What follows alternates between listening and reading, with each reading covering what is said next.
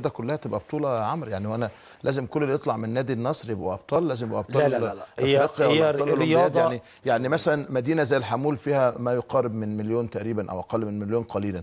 لما بعمل انا ده بالعكس، دي حاجه انا شايف انها تحسب للمجلس القومي للرياضه. تمام. انا عامل حمام سباحه عندنا مثلا في طنطا في الاستاد، مش تعالى شوف الاقبال عنده عامل ازاي، عامل دخل عامل ازاي. فانا يعني خلينا ما ننقده وما يستحق الاشاده فهو يستحق الاشاده. لا هو عمرو يقصد احنا هو بيتكلم على البطوله التنافس. نعم. ولكن احنا في جزء مهم، يمكن هو ده الجزء الاهم من البطوله والتنافس. اخر احصائيه ان 1% من المصريين بيمارسوا رياضه، يعني تقريبا بنتكلم في 82,000 واحد دول مسجلين في 26 اتحاد. دول رسمي. تمام. لو هنفترض ان زيهم اللي هم بييجوا يلعبوا بالليل او بيروحوا بيشوفوا اي مكان، بيشوفوا اي حته بيحجزوا ب 100 جنيه وب 200 جنيه الساعه عشان يلعبوا رياضه، فزيهم يعني انت بتتكلم النسبه لا تتعدى. يا سيدي بتكلم في مليون، مش هنيجي مليون، بتكلم في مليون، مش هنيجي ده انا بقول لك بتكلم. فاذا هو في دور شعبي مهم كان مطلوب من وزاره الرياضه او المجلس القومي للرياضه قبل الدور البطولي، ان حق اي مواطن يمارس رياضه. طب انا مش محتاج اعمل حمام سباحه ب 25 مليون جنيه ولا محتاج اعمل صاله مغطاه ب 35 مليون جنيه، في حين ان انا اقدر بال 60 مليون جنيه دول اعمل بيهم 1000 ملعب مفتوح. خلي بالك من غير ما اخش في تفاصيل، لان انا عندي تفاصيل مهمه جدا، بس انا هكلمك في الاوت لاين يا كابتن شوبير. انا محتاجين نوجه فلوس الاستثمار للجزء منها كبير قوي يكون للشعب. فيما يخص جزء البطوله ده موضوع تاني خالص. تمام. يعني اللي عمرو بيتكلم فيه، هو بيتكلم كرئيس اتحاد، لا المفروض اتحاد الجمباز يبقى ميزانيته بال10 وال11 و12 مليون.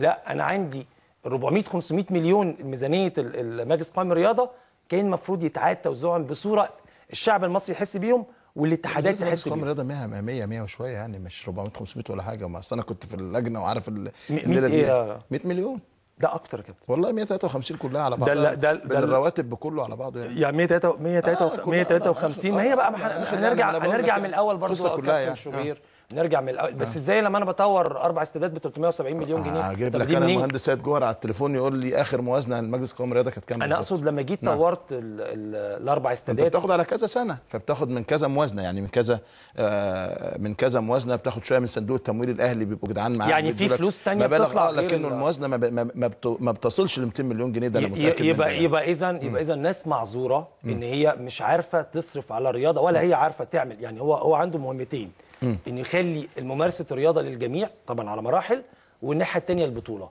هو ما عملش ممارسه الرياضه للجميع، وناحيه البطوله انا عايز اقول لحضرتك ان لولا البطولات اتحاد الكره متمثله في اخر 3 بطولات احنا تقريبا مش حاسين بس حاجه. دكتور عمرو لما تيجي مش حاسس، لانه في لعبات مش شعبيه. ما هو الجمباز واخد ميداليات في سنغافوره، ولا القوس والسهم واخد ميداليات في سنغافوره. بصرف النظر حتى لو قلت لي ده الانديه الجزيره هي اللي اعدت، والصيد هو اللي اعد، الاسكواش لسه واخد بطوله العالم لسه من كام يوم للفرق، واخد بطوله العالم للفردي، واخد ميداليات في بطوله العالم للمصارعه. خلينا نتكلم يا كابتن شوبير. انا اتينا انا واخد 5 ميداليات، يعني الطبيعي لو انا في تطور في بكين هاخد 8 10. فانا ده كلام منطقي اللي انت بتقوله، ده كلام من 5 الى 1 ل1. ولحد الان انا ما اعرفش ليه. تتخيل حضرتك اذا تاهلت في بعض من اللعبات مش هتتاهل ل 2012. الدورة الجايه اذا جات لك هتجي لك ميداليه بالصدفه. طب يبقى اذا انا على مستوى البطوله انا مش متطور. تمام. طيب خلينا بلاش البطوله، احنا مش مستعجلين دلوقتي. طب عايزين نعمل ملاعب مفتوحه، عايزين نعمل ملاعب طبيعيه، عايزين بدل الاسنادات المريب فيها لبعض من القطاعات بس معظم الاسنادات للقوات المسلحه اين المريب فيها يا عمرو؟ بس يا دكتور عمرو عفوا يعني اتكلم بمنتهى الصراحه. طبعا اتفضل. ما ينفعش حمام سباحه يتعمل ب6 مليون جنيه، انا عامله ب750 الف جنيه نفس الحمام. معايا المهندس سيد جوهر رئيس لجنه الشباب الاسبق بمجلس الشعب، وواضح ان الرئيس القادم كمان عنده شعبيه طاغيه في ميطاق. سيد جوهر ما شاء الله شغال من دلوقتي، وربنا انا بحبه. مساء الخير يا باشمهندس. كابتن شوبير، ازي سعادتك؟ ازيك؟ وحشني. مساء الخير وتحياتي لضيوفك الاعزاء. الله يخليك يا باشمهندس، بشاور لك كل يوم وانا مروح على المقر بتاعك. انا مستنيك يعني. لا انت اخرك شاي. انا عايز اعرف اخر ميزانيه للمجلس القومي للرياضه كانت كام عند حضرتك؟ كانت 410 مليون جنيه. 410 للمجلسين ولا المجلس القومي للرياضه بس؟ لا، المجلس القومي للرياضه 410 والمجلس القومي للشباب 410. شامله للرواتب ولا هي كانت 173. ايوه. واللجنه اللي سعادتك كنت فيها بمجهوداتك ومجهودات الاخوه الزملاء وصلت في اخر سنه ل 410 لكل مجلس على حده. دي السنه الاخيره. ايوه. شامله الرواتب. فيها الرواتب اللي هي بتكلف حوالي قد ايه الرواتب يا باشمهندس سيد تقريبا؟ هو الرواتب حوالي 1,300,000 على ما اعتقد شهريا. 100 مليون 12 مليون يعني تقريبا. يعني ولا حاجه يعني. طيب انا كنت سامع على حمامات السباحه 750,000 والكلام ده. حمام السباحه بيتكلف يعني من 8 ل 10 مليون جنيه. نعم. وعلى فكره المجلس القومي للشباب والمجلس القومي للرياضه كانوا بيدوا بالامر المباشر للقوات المسلحه. ده صحيح.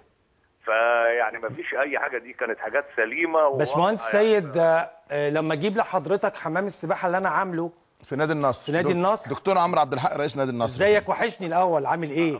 ربنا يخليك، ربنا يعزك. انت حضرتك طبعا جيت نادي النصر وشفت نادي النصر. طبعا شفت يعني نهضه شامله في نادي النصر في كل نواحي الحياه وجميع الالعاب، وحاجه احنا بنفتخر بيها في كل مكان. طيب انا هبعت انا بكره هبعت للكابتن شوبير. انا بكلمك على الحمام الاولمبي. لا الاولمبي ب 25 مليون مش بالحمام ربع اولمبي. لا انا هكلمك على التدريبي لسه معمول في المطريه بالظبط ب 6 مليون الا ربع. الاولمبي دي حاجه لوحدها لانها مواصفات. لا الاولمبي كمان بيعدي 25 كمان ل 8 10 ده الحمام العادي يعني. بقول لسعادتك انا هبعت لحضرتك حمام سباحه تدريبي 10,800,000. هبعت لحضرتك حمام سباحه تدريبي وجنبه حمام صغير كده بيبي هديه وحواليهم نفق ب 772,000 جنيه. هبعت للكابتن شوبير المستندات دي بكره ان شاء الله. دي تدريب ودي حاجه يعني مفخره لاي نادي واي منشاه رياضيه. نعم. حمام السباحه اللي في الترسانه اتكلف كام؟ اتكلف 10,800,000 جنيه. ده حمام سباحه اولمبي. حمام سباحه اولمبي. ده كان ايام الرخصه. باشمهندس سيد، هو على فكره برضه يعني احنا كنا داخلين والمهندس حسن صقر في دعم الانديه الشعبيه كلها، سواء بحمام سباحه، سواء بصاله مغطاه، سواء باناره. يعني دي رؤيه جديده على فكره. انا سمعت ما كتب النهارده لبعض الاقلام ان بنقول عاوزين نشيل ونحط وحاجات زي كده. ما حدش ينكر مجهودات بتتعمل يا جماعه. يعني انما احنا محتاجين مزيد من تطوير الرياضه ومزيد من تطوير الشباب في كل النواحي. نادي النصر احنا بنقول ان احنا مع نادي النصر، ان نادي النصر انا بقول نهضه كامله شامله للرياضه المصريه ونموذج مشرف. بس ما عندهمش جميع الانديه كده ما لهمش اصوات في 100 عقبه. ما عليك يعني ممكن تلاقي لك واحد ولا اثنين. 100 عقبه والدول العجوزه انت عارف هم بيعشقونا فاحنا بنكمل بعض. اكيد. باشمهندس سيد جوهر اشكرك شكرا جزيلا. شكرا يا فندم. شكرا جزيلا. طيب يعني عايز اسالك، يعني انتوا عمالين تتكلموا على فساد.